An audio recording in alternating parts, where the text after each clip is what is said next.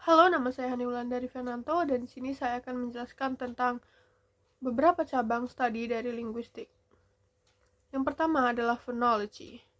Phonology merupakan cabang dari linguistik yang mempelajari tentang bagaimana sebuah bahasa atau dialek menyusun bunyi atau suaranya secara sistematis. Phonology juga merupakan gambaran tentang sistem dan pola bunyi ujaran dalam sebuah bahasa. Jadi secara singkatnya, fonologi adalah ilmu yang mempelajari tentang suara dari sebuah bahasa atau suara manusia. Contoh dari fonologi adalah studi tentang bagaimana suara-suara yang berbeda dapat bersatu untuk membentuk ucapan atau kata-kata. Seperti bagaimana di dalam kata pop up terdapat dua penyebutan atau suara P yang berbeda. Selanjutnya masih termasuk dalam cabang fonologi adalah fonem. Fonem adalah unit kecil suara dalam suatu bahasa yang membedakan satu kata dari kata lainnya.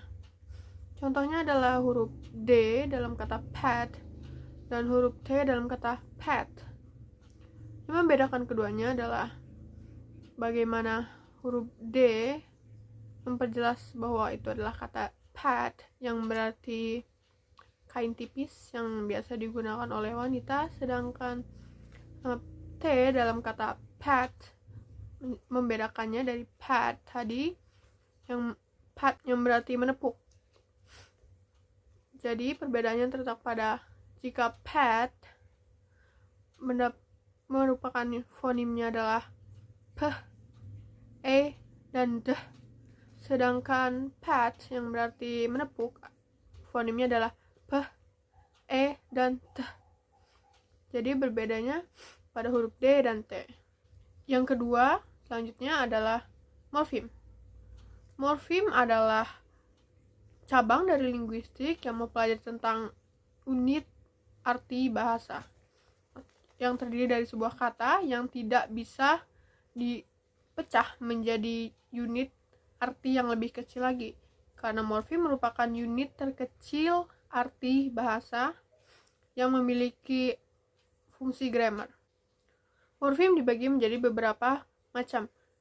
Yang pertama adalah bound morfem. Bound morfem merupakan morfem yang tidak bisa berdiri sendiri sebagai kata dan selalunya mengikuti atau menempel pada sebuah kata atau yang biasa kita sebut dengan free morfem. Dan secara singkat, bound morfem biasa juga disebut dengan imbuhan. Bound morfem terbagi menjadi dua. Yang pertama adalah prefix dan yang kedua adalah suffix. Prefix sendiri adalah imbuhan awal dalam sebuah kata.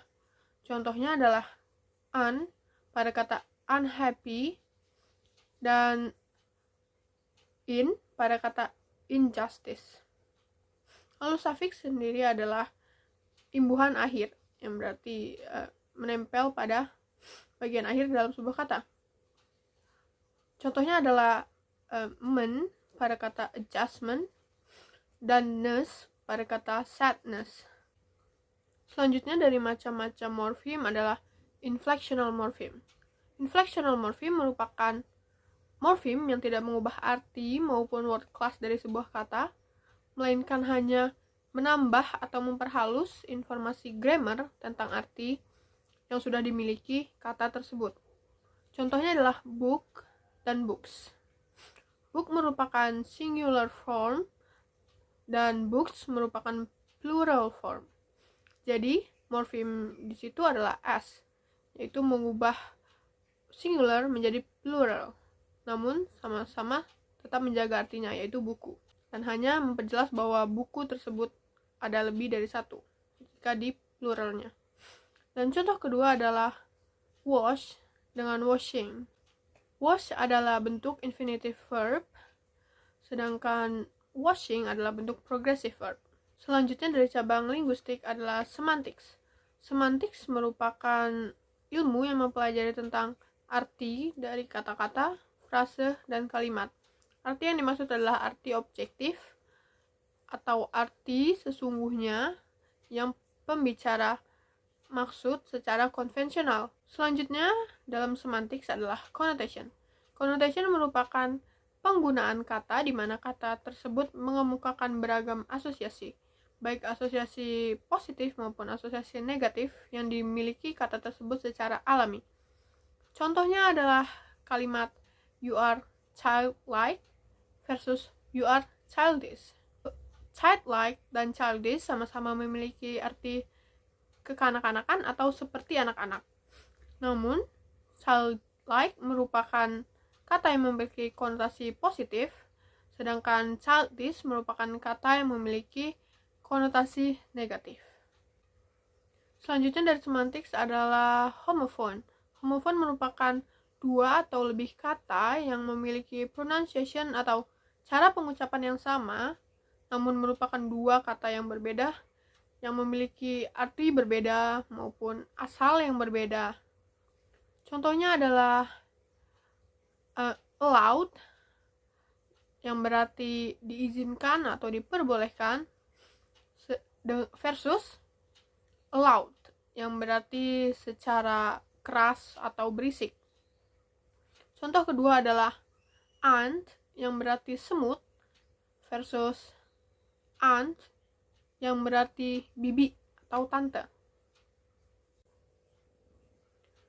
Selanjutnya yang keempat, cabang linguistik yaitu pragmatics. Pragmatics merupakan ilmu yang mempelajari bagaimana konteks berkontribusi terhadap arti dari kata-kata. Arti yang dimaksudkan adalah arti subjektif atau arti dan makna terselubung yang dimiliki kata-kata atau ucapan dari pembicaranya. Contohnya adalah kalimat will you crack open the door? Secara semantics atau secara arti yang sesungguhnya, crack berarti menghancurkan atau membelah. Namun secara pragmatics, kalimat tersebut berarti pembicara hanya meminta untuk dibukakan pintunya. Contoh kedua adalah you are on fire.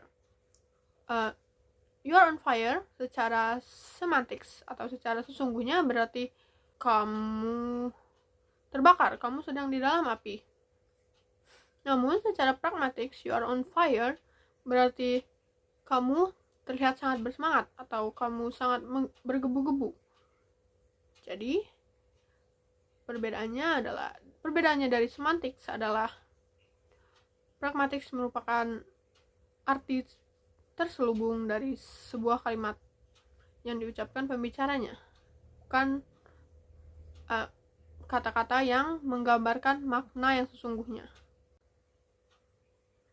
Selanjutnya yang kelima adalah cabang linguistik sosiolinguistik. Nah, di sosiolinguistik kali ini saya akan membahas tentang language variation dan social domain. Yang pertama, language variation. Language variation merupakan variasi bahasa. Maksudnya adalah bagaimana sebuah bahasa dapat memiliki variasi atau karakteristiknya masing-masing dalam penutur atau pembicara dari kelompok yang berbeda. Para pembicara dapat membedakan bagaimana mereka mengucapkan suatu kata ataupun pemilihan kata. Contohnya adalah perbedaan antara American accent dan British accent. Bagaimana orang Amerika menyebutkan kata tidak bisa dengan can, sedangkan bagaimana orang British atau orang Inggris menyebutkan kata tidak bisa sebagai can't. Walaupun kedua katanya sama-sama berarti tidak bisa dan sama-sama memiliki spelling yang sama, tetapi mereka memiliki variasi pengucapan yang berbeda antara dua aksen tersebut, antara dua kelompok penutur tersebut. Selanjutnya adalah contoh tentang bagaimana pemilihan kata berbeda dari penutur bahasa Inggris American dan penutur bahasa Inggris British. Jadi contoh katanya adalah permen kapas.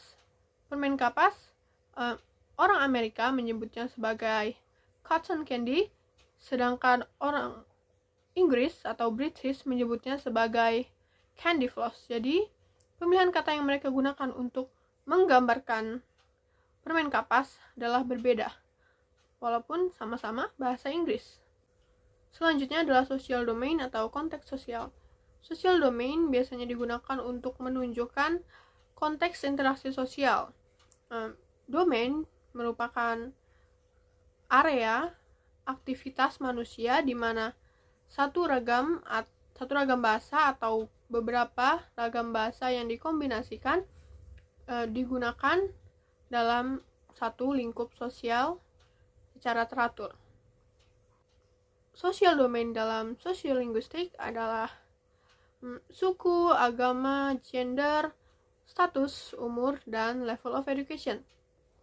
Jadi contohnya adalah bagaimana orang dewasa memilih kata-kata yang digunakan dengan bagaimana anak kecil memilih kata-kata yang mereka gunakan. Jadi itu adalah contoh dalam konteks umur. Selanjutnya yang keenam adalah tentang sign, signifier, dan signified. Sign merupakan unit terkecil arti bahasa dan merupakan segala sesuatu yang memiliki arti dan dapat digunakan untuk berkomunikasi. Sedangkan signifier adalah bentuk fisik dari sign atau merupakan sebuah ide yang diekspresikan dari sign. Signifier dapat meliputi huruf-huruf dan gambar. Sedangkan signified merupakan mental concept atau mental image dari sign dan signifier, atau segala sesuatu yang muncul di pikiran atau dan berasosiasi dengan signifier ketika kita lihat atau mendengarnya. Contohnya adalah lembar kerja akuntansi. Lembar kerja akuntansi adalah signifiernya atau merupakan bentuk fisik dari sign, sedangkan signifiernya adalah segala sesuatu yang muncul ke pikiran kita soal lembar kerja akuntansi, seperti table, perhitungan keuangan, neraca lajur, buku besar kas, dan neraca saldo, serta buku besar penutup. Dan hubungan di antara signifier dan signified merupakan sign. Selanjutnya yang ketujuh adalah soal language phenomenon atau fenomena bahasa yang saya temukan menarik. Sebenarnya ini berhubungan dengan discourse analysis, lebih tepatnya tentang the power of language in media. Jadi fenomenanya adalah beberapa waktu lalu sempat muncul berita berjudulkan dengan ditemukannya virus zombie. Nah, bagaimana media tersebut ngeframe atau membuat judul artikel tersebut dengan menyebutnya virus zombie, sehingga orang-orang mengiranya bahwa virus tersebut adalah virus yang bisa membuat seseorang menjadi zombie. Padahal aslinya adalah virus tersebut merupakan virus yang sudah lama dikira mati dan ditemukan beku, tetapi ternyata masih hidup. Nah, dari situlah maka virus tersebut dinamakan virus zombie. Bukannya virus tersebut merupakan virus yang memang membuat manusia jadi zombie. Nah, jadi karena fenomena bagaimana bahasa sesungguhnya memang memiliki kekuatan yang besar di media, bagaimana media juga memiliki kekuatan yang besar terhadap menggiring opini publik. Jadi itu adalah fenomena yang saya temukan menarik untuk dipelajari lebih, karena memang pada dasarnya media memiliki kekuatan yang besar terhadap untuk menarik opini publik, dan bagaimana bahasa juga digunakan sebagus mungkin untuk dalam hal media atau berita yang disajikan kepada publik.